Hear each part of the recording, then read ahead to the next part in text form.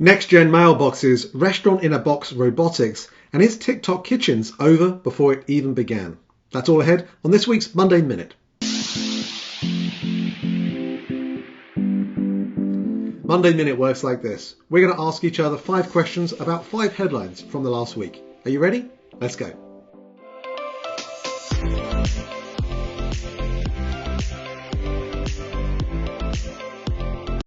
All right, Carl, the first one's for you. I know we've talked about TikTok kitchens here a couple of weeks ago, and in the meantime, the New York Post has come out with an article saying that it's not going to happen. So what's going on, and what do we think is likely to happen in this space? Yeah, part of me here is wondering how much of this is good or bad journalism. There's a quote in this article, Meredith, that says a TikTok executive was speaking to the marketing team, 200 people in the marketing team, saying, we're not in the restaurant business and we shouldn't pretend to be. So this isn't being confirmed yet. It's still available on the Virtual Kitchen Company website, where restaurants that are interested in the potential brand to get involved. So in a way, I'm unsure as to whether this is going to be real news or not. It was, of course, first announced at RLC last year, and it still represents quite an innovative idea. Now, alongside this, I'm going to put in a bonus article, and the bonus article is in relation to McDonald's and what they're doing with TikTok. And they are building off a similar idea. Let me explain what this is. That they've basically followed viral influencers on TikTok that have been combining various different ingredients on the McDonald's menu and are generating some attention from it. And McDonald's has said, great, this is fantastic. Why don't we do some kind of LTO on the back of it? And they've got things like the hash brown McMuffin, something called the Land, Air and Sea, which is combining a fillet of fish, a Big Mac and a McChicken together, which I don't know whether that's going to be a tasty item or not. But it does represent, again, this way of how food is being brought closer to where people are, using probably what's going to be the fastest growing social channel this year. And it's tying together users and their love of specific restaurants and their own creative flair on a similar way to what TikTok Kitchens was going to do anyway. So maybe, regardless of whether TikTok Kitchens happens or not, we're going to see a way for restaurants to open the door to follow a similar playbook to what McDonald's have done here. Yeah, I think that's definitely true. And there are so many interesting influencers on these platforms who have food ideas that whether or not the platform itself is involved, I think the influencers will be. Okay, so question 2, Stephan Soroka's report. And Stephan, by the way, is someone that you guys should follow because he has some really interesting insights, specifically around Europe and the wider world of delivery. But he's put out a report about the labor and gig economy, and he's introduced this term called algorithmic transparency. Care to share what that is and what it means for drivers potentially in the EU? Yeah, it is very interesting. So algorithmic transparency, I think what the EU lawmakers mean by that is, hey, these gig workers, their work is being managed, so to speak, by algorithms, and they have a right to know what those algorithms are doing, why they're giving them one ride versus another, or a bunch of rides versus no rides, or what might be happening. And certainly which rides you pick up absolutely affect your earnings. I think everyone can imagine, an Uber driver would rather drive you all the way to the airport and be, taken up on a 1-hour journey than to take you, a couple blocks away to your friend's house, right? And same thing is true in food. People would rather pick up expensive orders that are likely to have a higher tip than maybe a value-oriented order that might have no or little tip. So understanding how these algorithms are making decisions and allocating these different jobs becomes important to gig workers' success on the platforms. Now, I have very mixed feelings about this. I react a little bit as an American, like, well, if you don't like the job that's offered to you, don't take it. That's the beauty of a gig platform, right? And it's funny to me, I think, a little bit to see Europe trying to convey this information. And honestly, what are most people going to do with it? They're going to say, get some information about how the algorithm makes decisions, and they're never going to look at it, just like most of us never look at the terms and conditions we accept on emails or on websites. And so part of me is just this is so totally European and silly. And as an American, I just don't connect with it and understand. But part of me also thinks back to all the jobs that I've had. And you want to know, how does the company think about your performance? How do they rate you? How do you move ahead? Everyone wants to know that.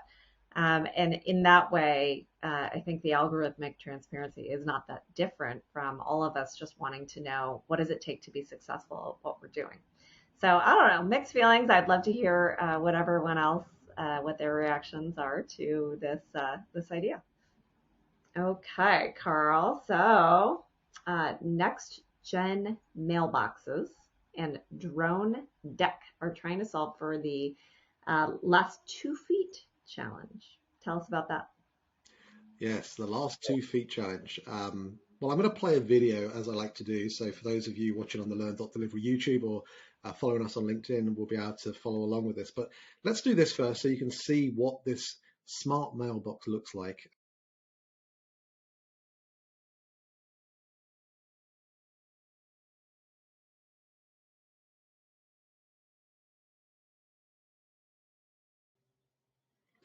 So I'll leave it there because it goes on for a few minutes, but I'll include the link to DroneDek's website for you to watch the full 2.5 minutes. Beware, the music is quite of loud, so that's the reason it was quite silent there. But they've created this smart mailbox that isn't exclusively for food. It's armed with sensors, cameras, UV lights, but it also has heating and cooling elements. It's got this GPS and API interface. And if you explore later on in the video, what you'll see is the ability, obviously, for drones and automated vehicles to interact directly with it. As you can see through the picture beside me, the other side of this is that it's also quite big and bulky, and that's because there are various different packages like Amazon deliveries or groceries that can be delivered to it as well. Now, this company is very much at the early stage. They've created 4,000 of these boxes. They're going to be piloting it across the US over the next few years.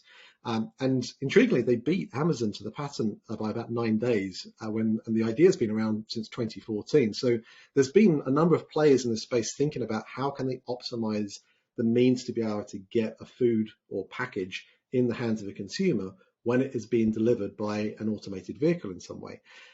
And it makes sense, right? There hasn't really been a huge amount of talk about this. You think about the amount of petty criminals out there that are going to be, scanning the skies, oh yeah, I'm going to take that off someone's drive and steal a package.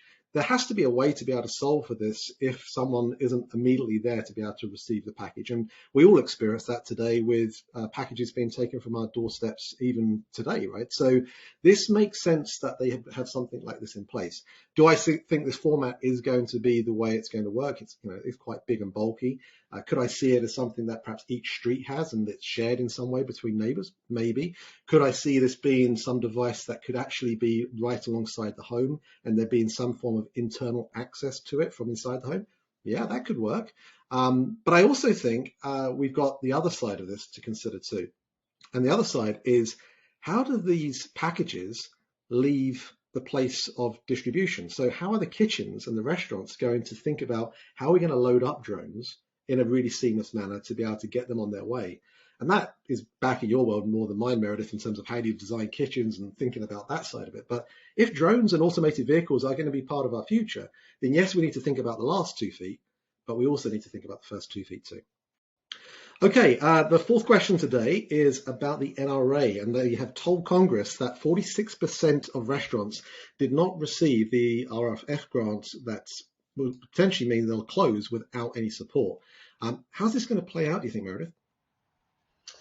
Well, I think part of this is the NRA trying to lobby Congress publicly, right? Saying that if they don't receive additional support, they're going to close.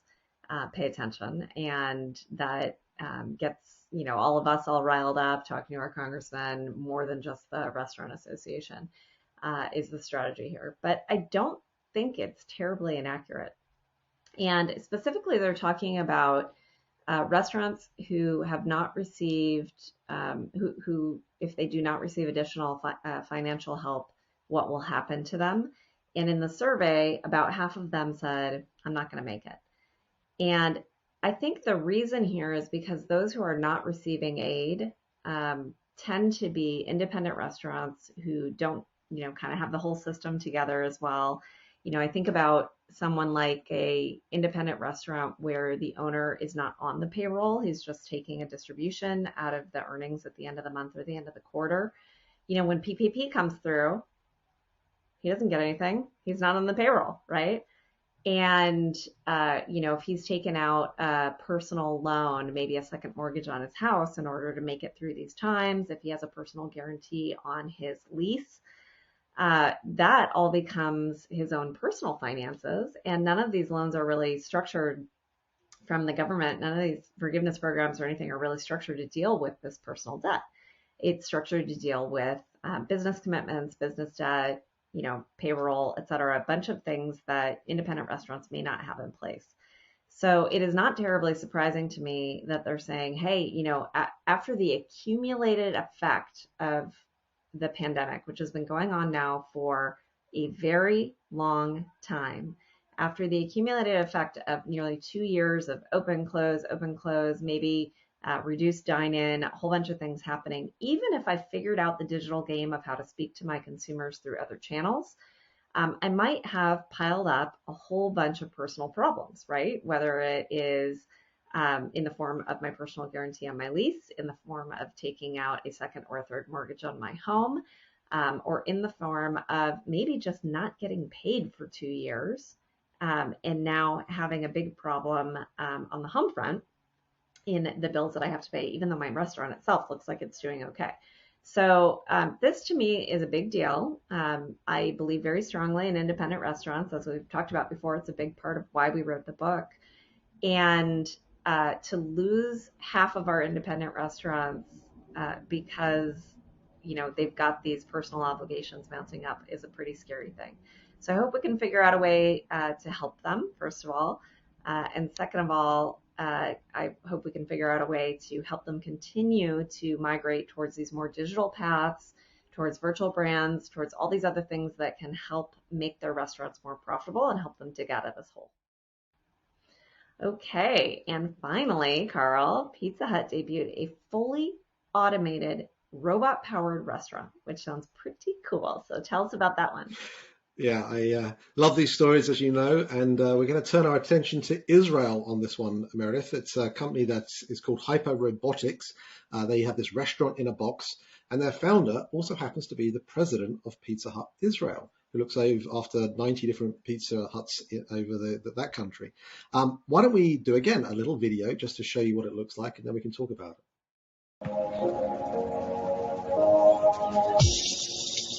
That's a hyper store made for Pizza Hut. And the store is connected to electricity, water, sink, and communication. People can order from the kiosk here or either order from Pizza Hut app and get their pizza here. So right now we have somebody who's picking it up for them and hands the pizza over to them. In the new version, they can take it themselves. Typical kind.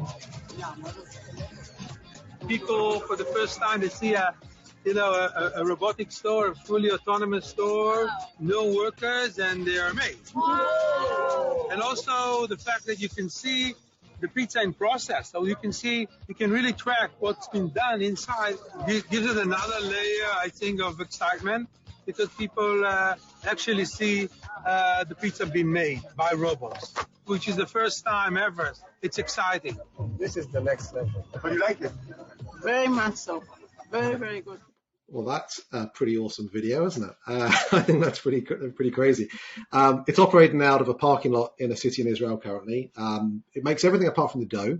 It has the capacity for about 50 pizzas per hour. It's got 30 warming cabinets. It's got 12 dispenser toppings available. And, it's really about the taste of it next, isn't it? As long as it tastes great, then doesn't this address a number of challenges that many restaurants are facing right now in the space of labor? We've spoken about the likes of Piestro that's doing something similar over here in the US. They've gained, I think, about $580 million in pre-orders for their machines. Their pizzas, I don't know whether this is the same for Hyper Robotics, but the Piestro ones generate a 48% profit margin relative to what they claim is the traditional 22%. So all of this kind of idea is really very exciting, and there's growing momentum behind this concept of a restaurant in a box. There's a company called Carla in France that's a pasta making robot. There's a company called Mesli, which is doing the containerized bowl concept. We've spoken on the Monday Minute in the past about Spice and the Sweetgreen acquisition. So we're seeing this kind of divided path in robotics right now, ones which are heading in the direction of fully supporting an integrated process of cooking everything. And then you're talking about the others out there like Picnic and Spice and Hyphen that are actually replacing some processes in the back of house. And so exciting times, robotics is coming, everyone. It's going to be fun. And it's great to be able to see how Pizza Hut are taking their brand, working this together and actually showing us a potential future here. Yeah, I love it. And, for any of you who have been in a large food manufacturing facility, they are heavily automated. And the mystery has been, why can that be heavily automated, but the restaurant itself isn't? And I think there are two reasons. Number one, the labor at the restaurant level has been historically cheaper than the labor at the manufacturing level. And so the business case wasn't necessarily there. But the bigger reason is probably scale, right? Restaurants are just smaller. So if you have a big manufacturing plant putting out hundreds of millions of dollars of cheese every year, you can totally automate it. But if you have a little restaurant putting out $1.5 million worth of food every year, it becomes much more difficult to make that business case work. And I think what we're starting to see as robotics get better, as the cost of the robots come down, as the price of labor goes up, you're starting to see those economics get closer and closer together where it makes sense to have automation at that distribution point in the restaurant. Yeah, I love that. And also, we're talking about these things operating 24/7. Right. So now people are choosing to eat outside of the typical kind of frameworks of breakfast, lunch and dinner. They eat when they're hungry. And so this really opens it up to being able to service people whenever they are wanting a pizza in this example. Okay, well, hopefully you guys enjoyed this week's edition of Monday Minute. As ever, we love hearing from you. Thank you for following us and listening to us. Please leave your questions below, your answers below. Let us know what you agree with, disagree with, and we'd love to get you following us on our Learn.Delivery social channels on Facebook, Twitter, and of course on Instagram. But until next week, thanks for listening, and we'll speak to you next Monday.